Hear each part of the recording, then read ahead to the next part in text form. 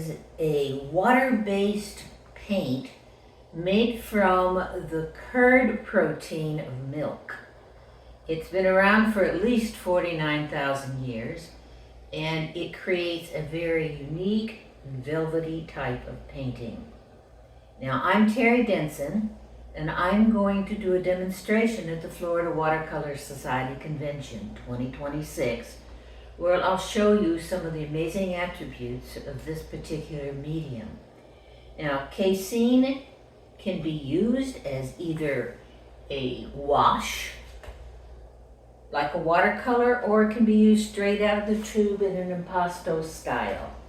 It can be buffed to a velvety sheen, or it can be varnished. That way you can get into the exhibition. And once it's dry, it's permanent.